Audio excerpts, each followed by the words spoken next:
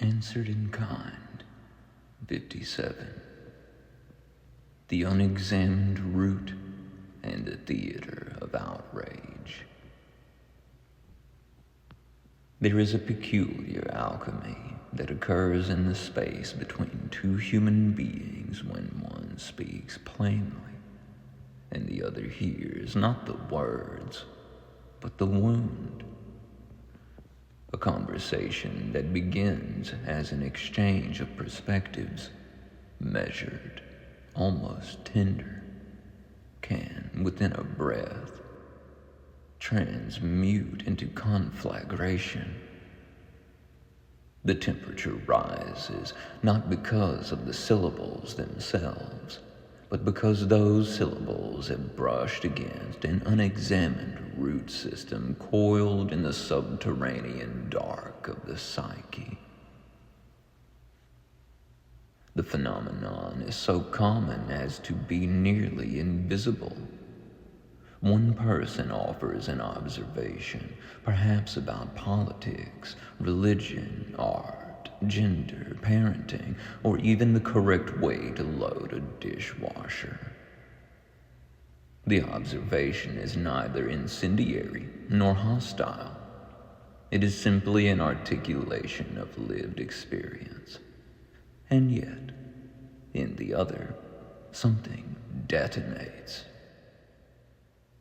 The amygdala, that almond-shaped sentinel of threat detection, flares into activity. It does not consult the prefrontal cortex. It does not conduct a symposium. It issues an alarm. The heart rate accelerates. Micro-expressions flicker like lightning across the face. Contempt, fear, indignation, shame. What was a gentle conversation becomes, in an instant, a theater of outrage. Why? Because the words have grazed a root that has never been illumined by awareness. And roots, when left in darkness, grow in grotesque and labyrinthine configurations. They entangle identity. They constrict memory.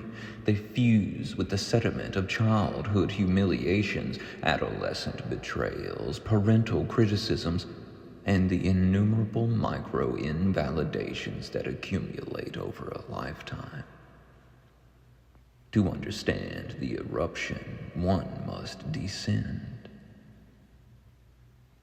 An unhealed root is not merely a painful memory. It is a memory metabolized into identity. It is the point at which an experience, often trivial in isolation, was interpreted as existential threat and then embalmed in narrative. A child is laughed at while reading aloud in class. The laughter becomes, "My voice is ridiculous." A teenager is rejected romantically. The rejection becomes, "I am undesirable." An adult is corrected publicly. The correction becomes, "I am incompetent and will be exposed." These conclusions crystallize, they sediment. Over time, they ossify into axioms so unquestioned that they masquerade as objective reality. Then, decades later, someone says something entirely unrelated. "I disagree," or "I see that differently," or even, "That's interesting, here's my perspective." And the ancient axiom trembles. The body does not distinguish between the present conversation and the archaic humiliation. It reacts to the old wound as if it were being reenacted. The amygdala does not parse nuance. It scans for pattern resemblance. If the current tone, posture or phrasing even vaguely resembles the original injury, it lights the signal fire, and so the discharge begins. Discharge is the psyche's attempt to expel accumulated affect that has not been metabolized. It is a pressure valve, but because the individual is unaware of the subterranean origin of the pressure, the discharge is projected outward. Projection is not malevolent, it is defensive. It relocates intolerable feelings onto another so that the self may remain ostensibly intact. Thus, the shame I cannot bear becomes your arrogance. The insecurity I dare not examine becomes your condescension. The fear I have of irrelevance becomes your oppression of me. The conversation partner is suddenly cast as antagonist in a drama they did not audition for. The unhealed root, sensing exposure, recruits narrative reinforcements. The mind assembles a prosecutorial brief in real time. Confirmation bias supplies evidence. Cognitive distortions, catastrophizing, mind-reading, dichotomous thinking join the fray. The sympathetic nervous system floods the bloodstream with cortisol and adrenaline.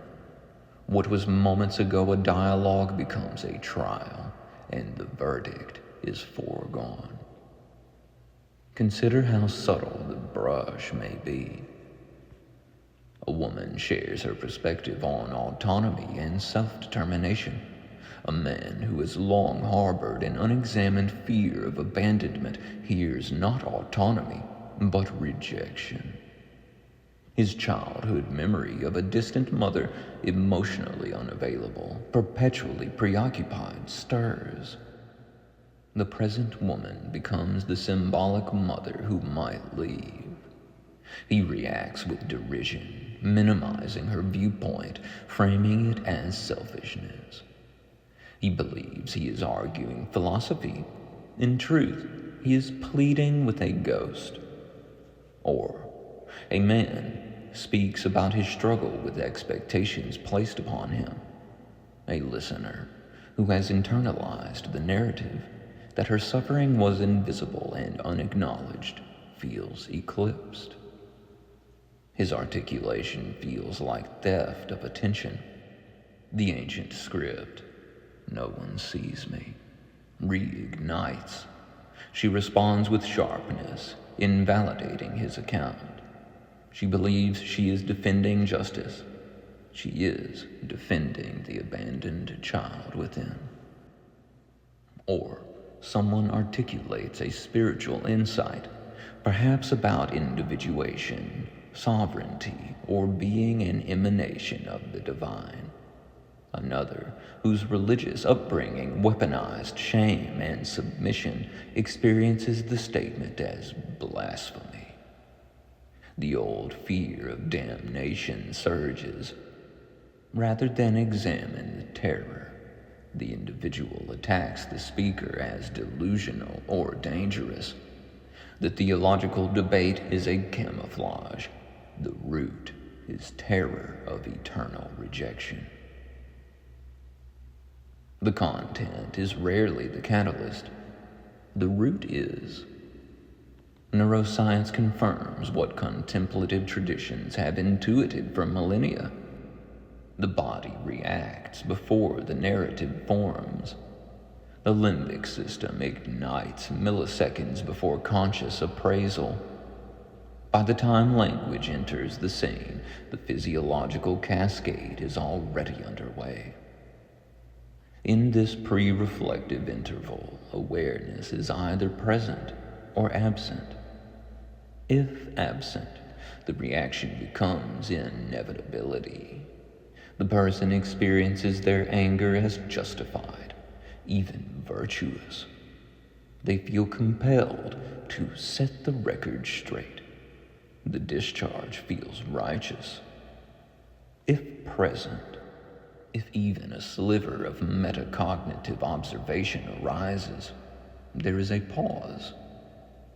The individual may notice the tightening in the chest, the heat in the face, the impulse to interrupt.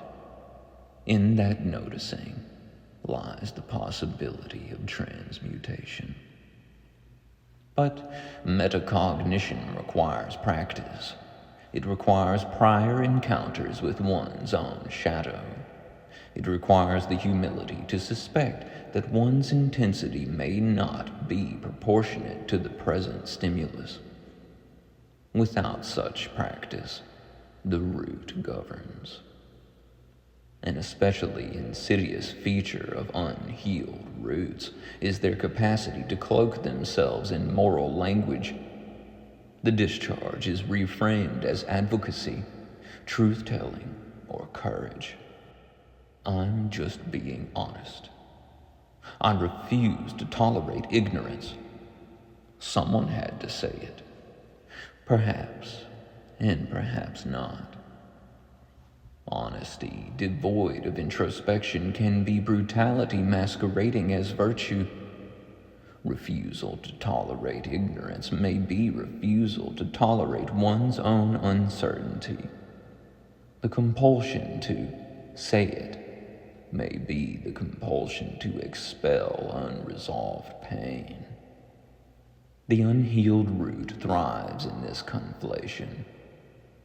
It persuades the host that intensity equals integrity, that volume equals validity, that indignation equals insight. But intensity is not evidence of truth, it is evidence of activation. Where do these roots originate? They are genealogical. They inherit from parents, who inherited from theirs. They are shaped by cultural scripts, gender norms, religious doctrines, socio-political narratives that define worth and belonging. A boy taught that vulnerability is weakness may erupt when confronted with critique, because critique threatens the fragile edifice of strength he was required to construct. A girl taught that her value lies in pleasing others may react with disproportionate fury when someone asserts boundaries, because boundaries destabilize her learned survival strategy. An individual raised in ideological absolutism may experience disagreement as existential threat, because multiplicity was never modeled as safe. Thus, when perspectives brush against these inherited structures, the reaction is not solely personal, it is ancestral. The unhealed root is often intergenerational trauma disguised as personality. Why do these roots remain unexamined? Because examination is destabilizing. To scrutinize the root is to risk dismantling the identity scaffolded upon it. If I am not the perpetually wronged one, who am I? If I am not the righteous defender, who remains? If my indignation is partially protective reflex, what does that say about my self-concept? The ego resists such inquiry. It prefers projection. Projection preserves coherence. Introspection threatens it. And yet, without introspection, the cycle perpetuates. Conversations become battlegrounds. Relationships become arenas for reenactment. The same arguments recur with different faces. The root deepens. Healing the root is not sentimental, it is surgical. It requires the courage to ask, in the moment of activation, what exactly am I defending? Not rhetorically, precisely. Is it truly this argument, or is it the ancient humiliation, the unprocessed grief, the fear of invisibility, the terror of abandonment, the dread of irrelevance. To sit with the physiological surge without immediate discharge is an act of immense discipline. It is, in a sense, voluntary exposure to the discomfort one has long avoided. The anesthetic is minimal, a grain, perhaps. The recognition that the intensity is not a moral failure, but a signal. That the body is not betraying you, it is revealing you. As awareness suffuses the root, its grip loosens. The narrative may remain, but its absolutism dissolves.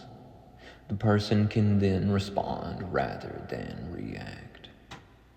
They can say, I notice this is hitting something in me, instead of, you are attacking me. The conversation shifts from theater to laboratory. It must also be said, while the root belongs to the one who carries it, speakers are not absolved of responsibility. Tone, timing, and intention matter. One may articulate truth with precision and compassion, or with contemptuous relish. However, even the most careful articulation cannot guarantee immunity from triggering another's unhealed terrain. The presence of roots in others does not obligate perpetual self-censorship. It invites mutual maturity. We cannot demand that the world avoid every pressure point we have neglected to examine, nor can we weaponize triggering as a means to silence perspectives that unsettle us. Growth often feels like abrasion. Beneath the myriad specific wounds, rejection, humiliation, invisibility, lies a more primordial root, the fear of non-existence. At its core, the inflammatory reaction often whispers, if this perspective is true, what becomes of me?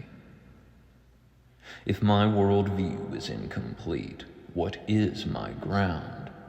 If my identity is constructed, what is my substance? If I am wrong, do I still belong?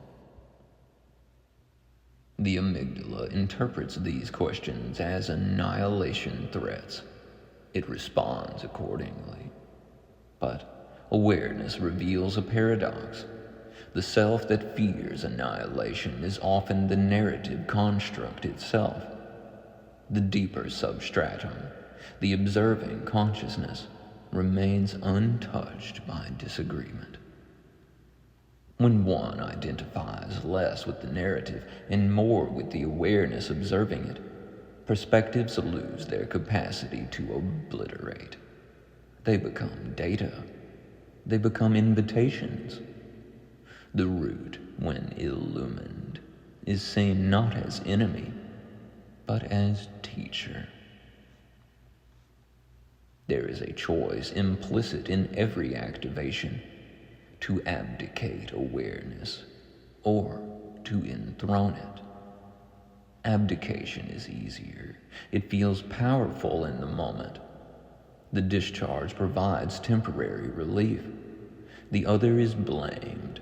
The self remains intact. But the relief is ephemeral. The root persists. To refuse abdication is to remain seated in the inner throne of observation, to feel the surge without surrendering to it, to inquire rather than accuse, to allow the other's perspective to exist without immediate annihilation. This is not passivity, it is sovereignty. Imagine a culture in which inflammatory reactions were not celebrated as authenticity, but examined as data, where intensity prompted curiosity rather than applause, where people were literate in their own nervous systems. Disagreement would not vanish, nor should it. Diversity of perspective is indispensable, but the quality of disagreement would transform. Instead of discharge, there would be dialogue. Instead of projection, reflection. Instead of ancestral reenactment, conscious choice. The roots would still exist.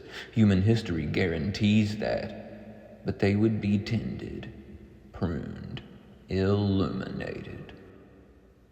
And when someone's perspective brushed against them, the response might be something astonishingly simple.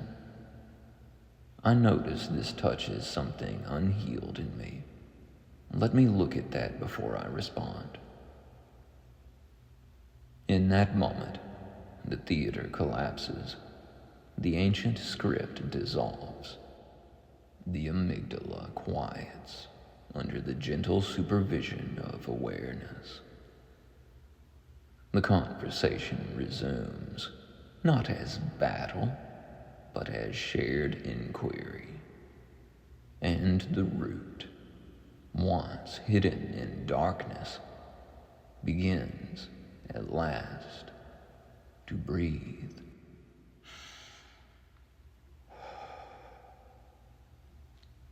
Do you want to be right, or do you want to be free?